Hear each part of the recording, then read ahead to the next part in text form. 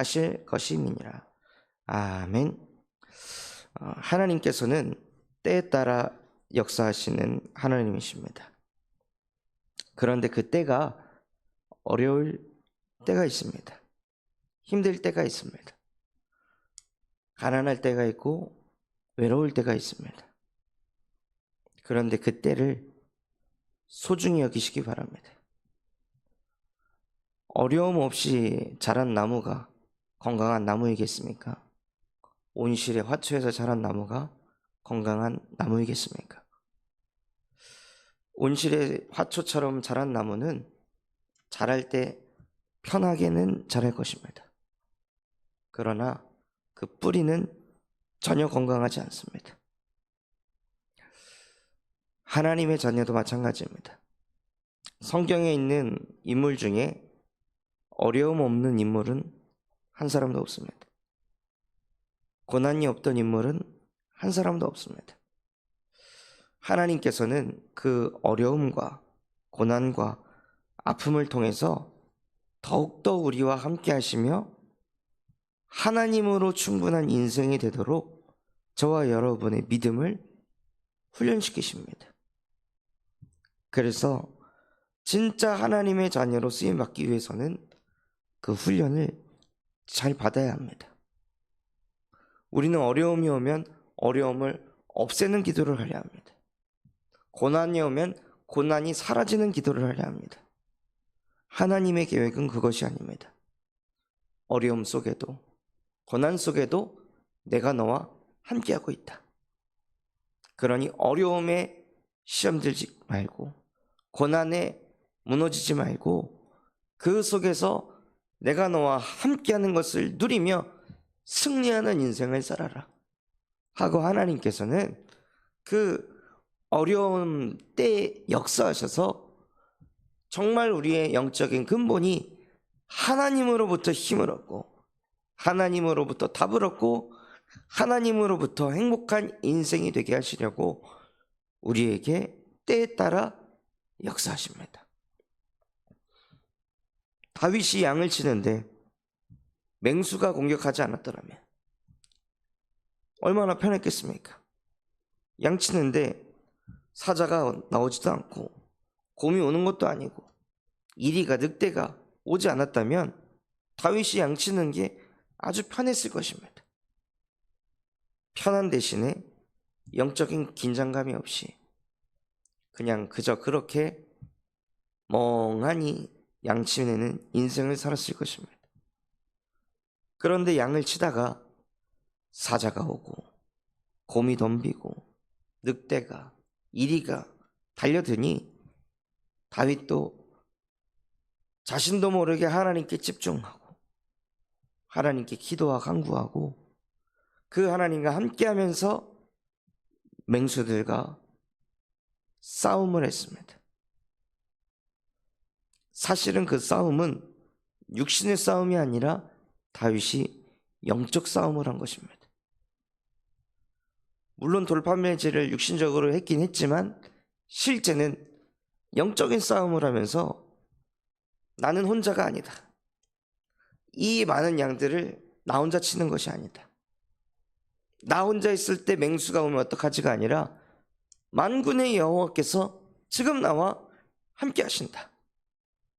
그렇다면 그 하나님이 오늘도 나를 지키시고 보호하시고 오늘도 이 맹수와의 전쟁 속에서 여호와 하나님이 승리하게 할 것이다 하고 다윗은 양을 치는 것이 아니라 하나님과 함께 했는데요, 그 하나님이 만군의 하나님임을 실제 현장에서 체험한 것입니다.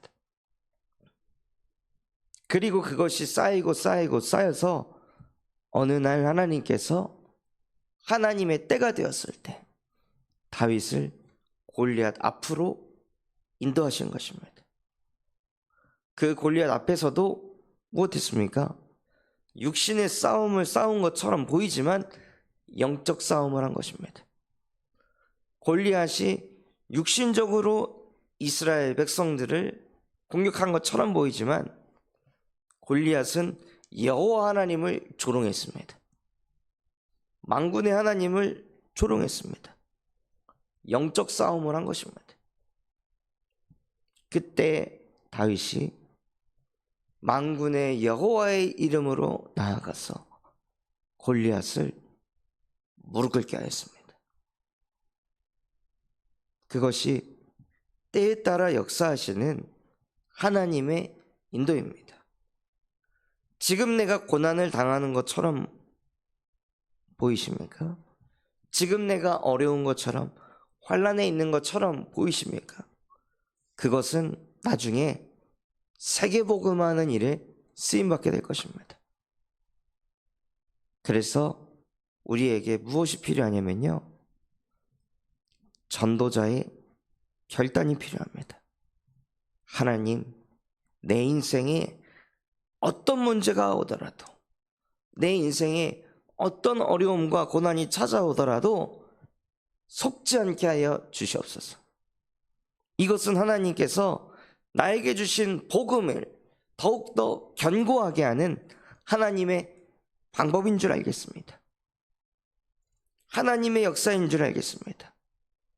그러니 좀 안 된다고, 뭐가 부족하다고 힘 빠지고 시험 들지 않게 하시고, 오히려 이 속에서 나에게 주신 이 예수 그리스도의 복음의 능력으로 모든 것을 이기고 정복하고 다스릴 수 있도록, 정말 복음은 모든 것이구나, 나에게 주신 복음은 완전하구나, 복음 하나 가지면 충분한 것이구나, 이것이 내 인생의 결론이 나게 하여 주시옵소서 하고, 정말로 전도자의 결단을 내리시는 오늘 새벽 아침이 되시길 바랍니다. 다윗도 결단을 내린 것입니다. 양칠 때 형들이 도와주지 않아도 상관없다. 아버지가 와서 돕지 않아도 상관없다. 하나님이면 충분하다. 이것이 다윗에게 결론이 내려졌습니다. 그러니 다윗이 치유를 받고 서밋의 고백까지 응답받은 것입니다. 어느 정도로 응답받았습니까? 전쟁에서 승리해서 승승장구할 때 한 고백이 아니라 여호와 한 분으로 충분하니, 시편 23편 1절에 여호와가 나의 목자이시기에 나는 부족하지 않습니다. 가장 어려울 때, 가장 외로울 때, 가장 지치고 힘들 때, 가장 인생이 불안하고 미래가 그려지지 않는 그때에 다윗은 여호와가 나의 목자이시기에 나는 아무것도 부족하지 않는 하나님의 자녀입니다. 이것으로 다윗은 결론을 내렸습니다.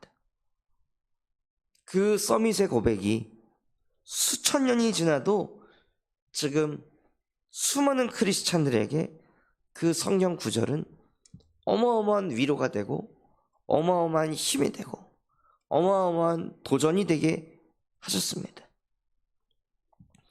그래서 우리가 가장 약한 그때에 하나님은 우리의 강함이 되십니다. 그래서 내가 연약해도 상관없고, 내가 부족해도 상관없습니다. 내가 모자라도 상관없습니다. 하나님에게는 우리의 능력이 중요하지 않습니다. 하나님에게는 우리가 가지고 있는 게 필요하지 않습니다. 하나님은 그저 우리와 함께 하기를 원하십니다.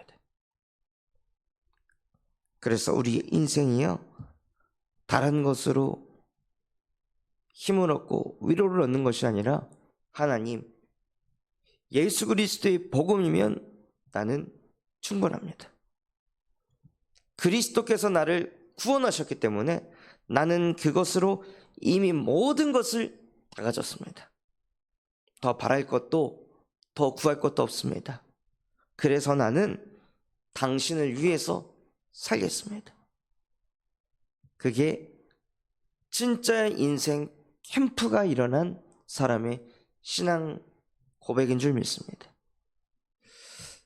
우리 모든 성도분들이요, 정말 그러한 결단을 하는 것이 어려운 게 아니라 사실 그것이 가장 쉬운 길입니다. 될까? 안 될까? 이루어질까? 안 이루어질까? 자꾸 계산하면서 신앙생활 하는 게 그게 어려운 거고요. 그냥 전적으로 100% 하나님을 완전히 믿어버릴 때 신앙생활은 쉬워집니다. 편해집니다. 그래서 예수께서도 마태복음 11장 28절에 수고하고 무거운 짐진 자들아 다 내게로 오라. 내가 너를 쉬게 하리라. 누구한테 한 말씀입니까?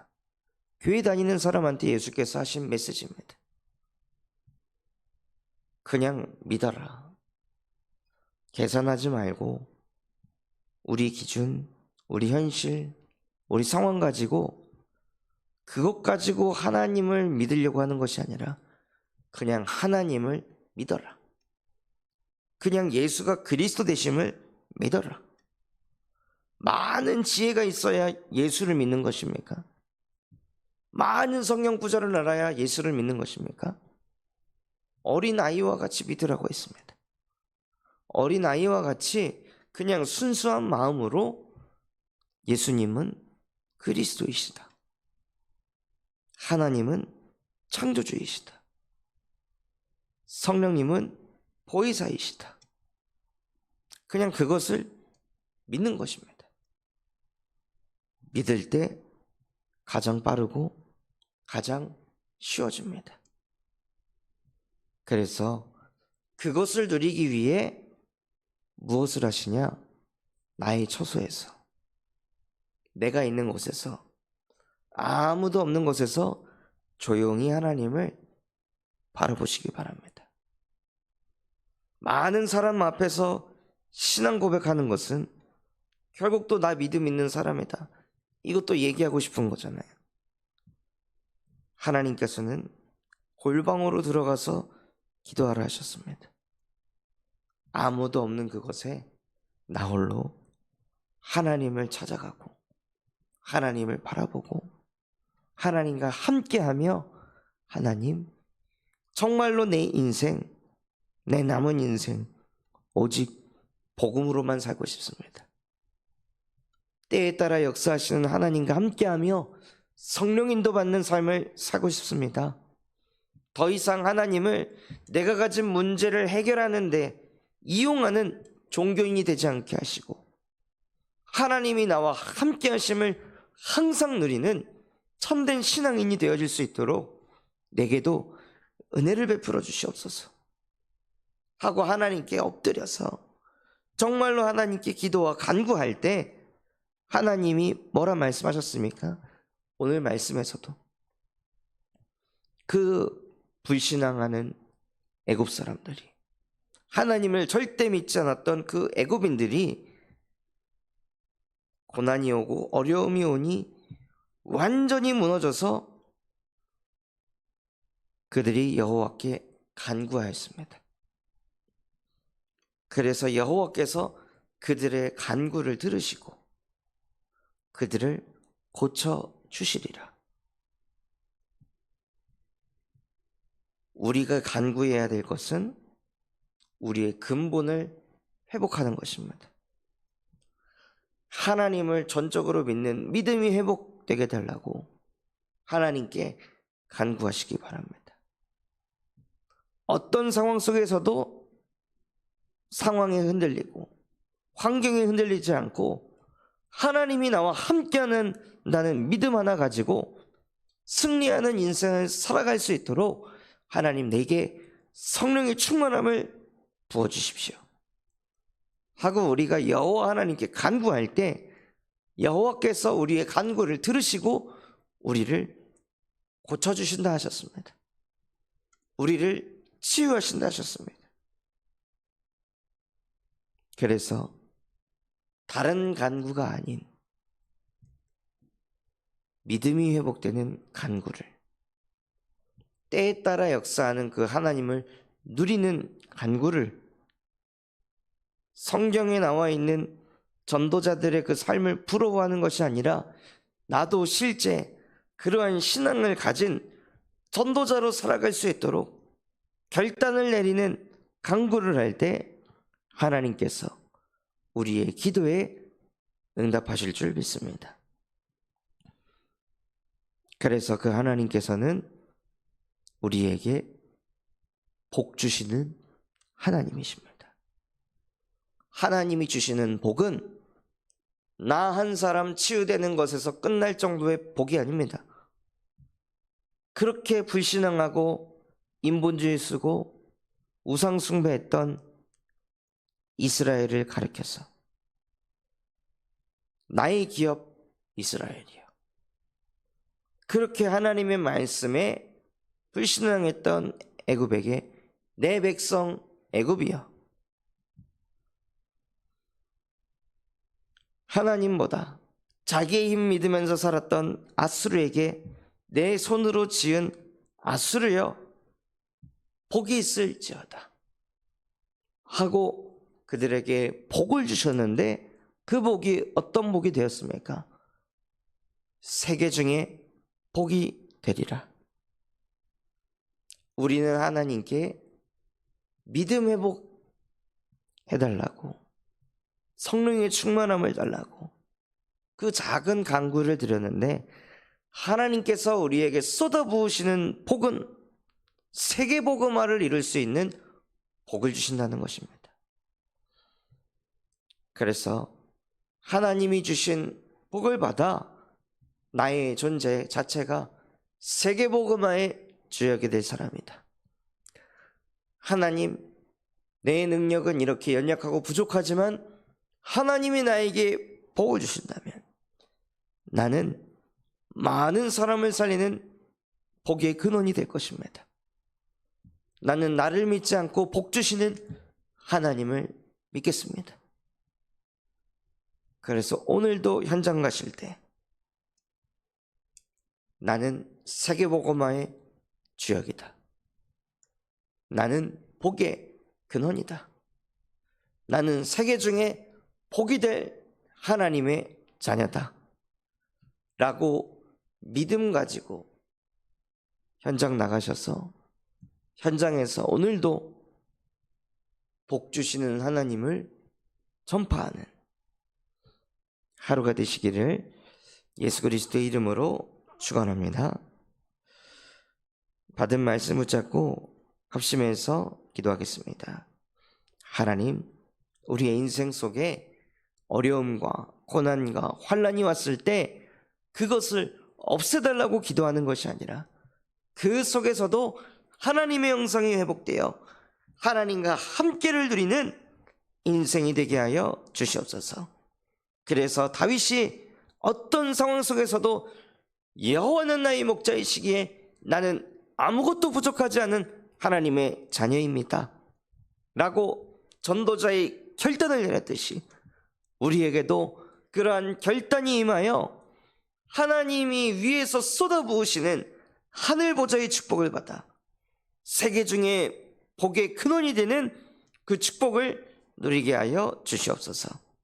우리 군산 참성원교회가 금토일 시대를 열고 세 가지 뜰이 세워지게 하시며 청년 전도 운동이 일어나고 8번째 렘넌트를 세우는 렘넌트 시스템과 성경적 다락방 전도 운동을 일으키게 하여 주시옵소서. 바티전 선교원을 통하여 미래를 살리는 7천 전문 지도자들이 세워지게 하시고 호프 동아리를 통해 군산대학교에 회당운동이 일어나게 하여 주시옵소서. 전교인 수련을 축복하여서 전 성도가 온네스되고 전도운동을 위한 개인화가 되어질 수 있도록 축복하여 주시옵소서. 그런 마음과 중심을 담아 합심해서 기도하겠습니다.